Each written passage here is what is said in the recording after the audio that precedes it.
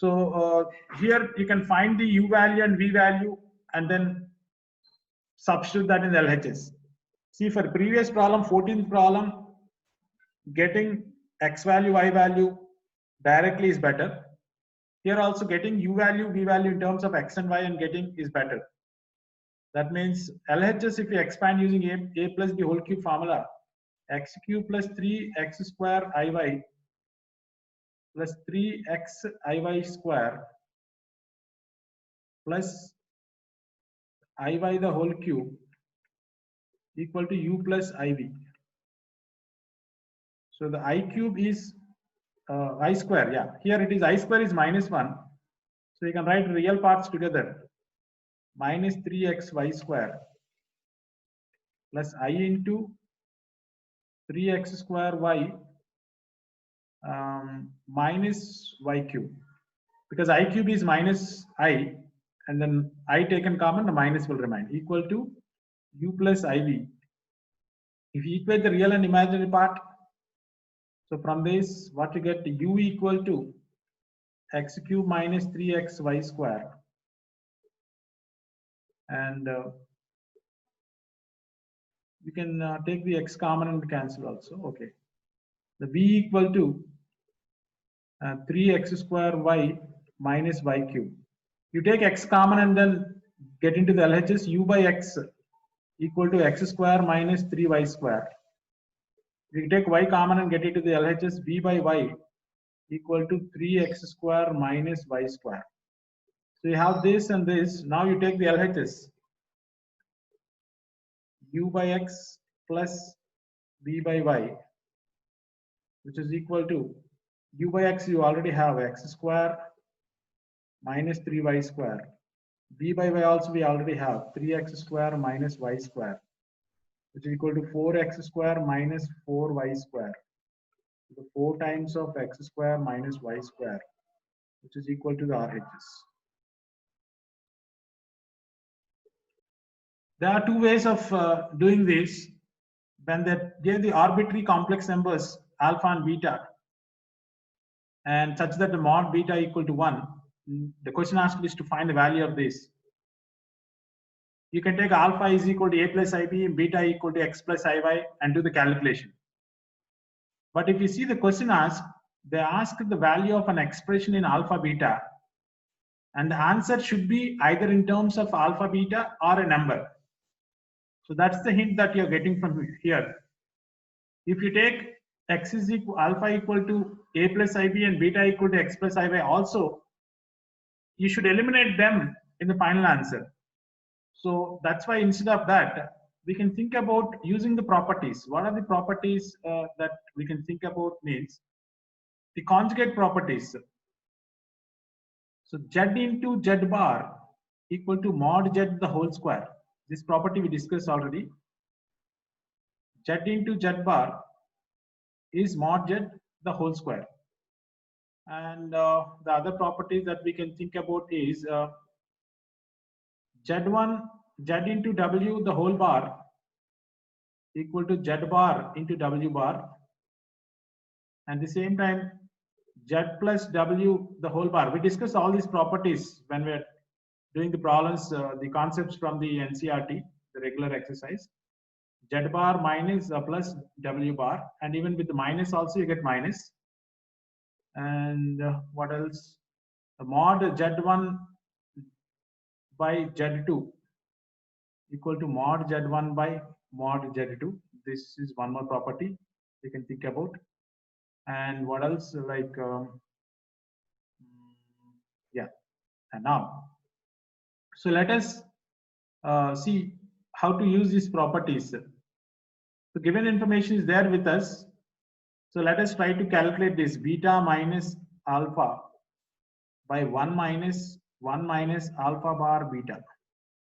So if you let us try to do some simplification for this itself. So we'll try to fill the gap between the numerator and denominator. Numerator is beta minus alpha.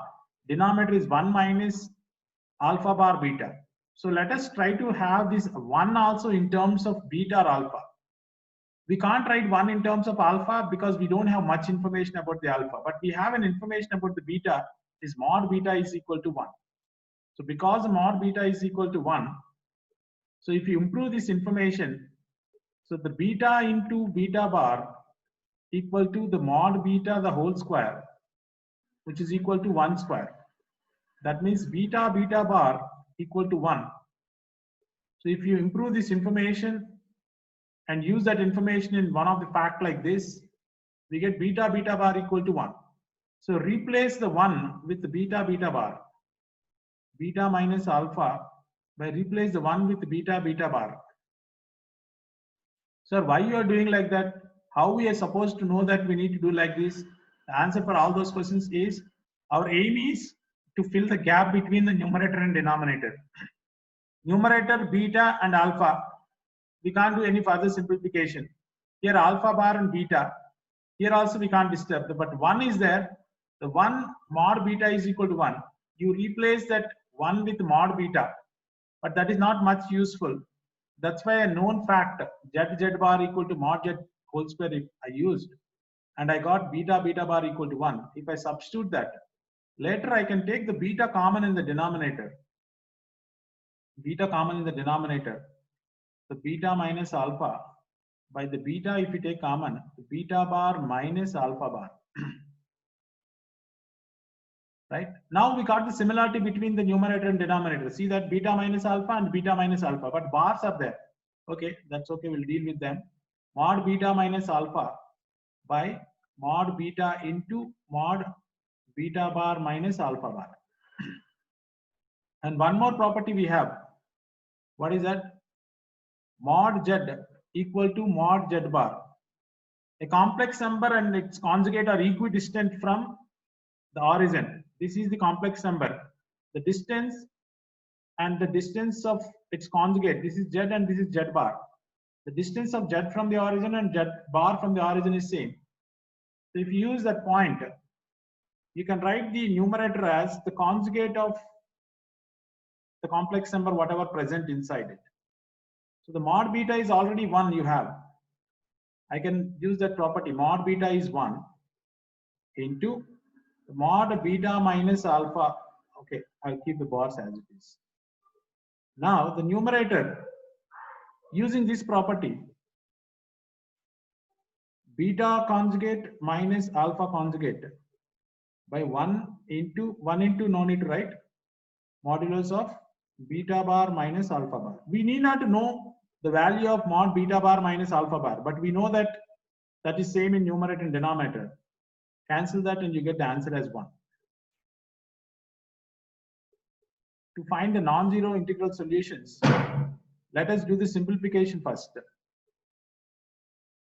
Mod 1 minus I is root of 1 square plus 1 square, the whole power x equal to 2 power x.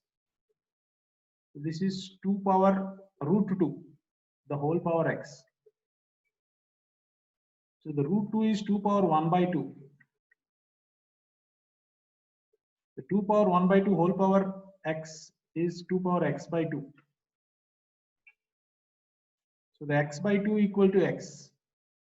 The bases are equal, the power should be equal. So the x is equal to 2x. X is equal to 0. So the question asked is, find the number of non-zero integral solutions of it.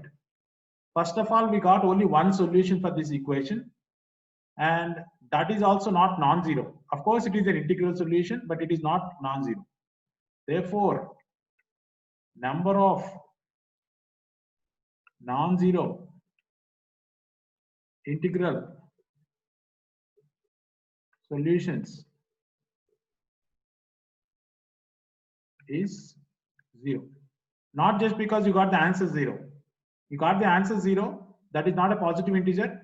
So there is no positive integral solution for this. So the number of positive integral solutions is 0. So here we'll use the normal property, right? Which property? Sir, will we use modulus? Yes. Very good, very good. You take the modulus on both sides. I think Ritvik told that you need to take modulus, right? Yes, sir. How you got the idea, Ritvik? Can you tell me? So that idea, because the final one, there's the expression they wrote a square plus b square. So Very good. that's in the modulus form, right? Very good. Very Like, good. Yeah. In the question, they are given a plus ib and c plus id and so on. And in the thing that you need to prove, in the equation that you need to prove, you could see a square plus b square, and you need to try to relate a plus ib and a square plus b square. You can think about the relation between them as the modulus of first one is the second one. So the modulus of a plus ib is root a square plus b square. Of course, the root and all we can think about later. But first you can get by taking the modulus. So you get the idea that you should take the modulus for this. If you take the modulus for this, mod a plus ib into c plus id into e plus if into g plus ih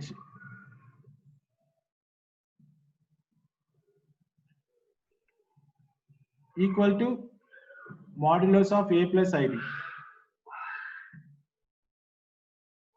But you should not multiply them and then simplify into a plus ib form. How you know that you should not do that? Again, by looking at the LH, the expression that we need to prove. There we have a square plus b square separately, c square plus d square separately multiplied. So use that property. What is that property? Mod Mod Z1 into Z2 equals to mod Z1 and mod Z. Yeah, you can extend that for any number of complex numbers. Yes. Mod Z1 into mod Z2 into mod Z3 into mod Z4. You can write like this. So if you write like this becomes mod a plus ib into mod c plus id into mod e plus if into mod g plus ih mod a plus ib. So the modulus of a plus ib is root a square plus b square, and this is root c square plus d square, and this is root e square plus f square. Of course, you can square it on both sides before using the definition of modulus or after. It doesn't make any difference. Equal to root of a square plus b square. Now squaring on both sides will gives you the a square plus b square into c square plus d square into e square plus f square into g square plus h square equal to a square plus b square. Or sometimes you can square it here itself and then directly write it without the square roots. The question asked is to find the least positive value of m that satisfies this. It's again similar and simple. You simplify. This time, see, when modulus is there, we separate the modulus for numerator and denominator. But when you have the power, we simplify inside the bracket. 1 plus I you multiply in numerator and denominator. Then the numerator becomes 1 plus I the whole square. The denominator is 1 square plus 1 square. You know that 1 plus I whole square is 2i. How? 1 square plus I square plus 2i. I square is -1 plus 5 get cancelled, and denominator is 2 whole power m equal to 1. So the I power m equal to 1. So I power m is equal to 1 for m equal to 0 also, m equal to 4 also, 8 also, many numbers. But the least positive value, then the least positive value among those, so is 4. M is equal to 4 is the least positive value which satisfies. The positive integers starts from 1 onwards. See, least positive integral value. That's what they ask. So the first positive integer is 1. 1, 2, 3 won't satisfy this equation. 4 satisfies. After 4, you have many other, like all 4 multiples, but you need to take this one, right? M equal to 4, and that's the answer.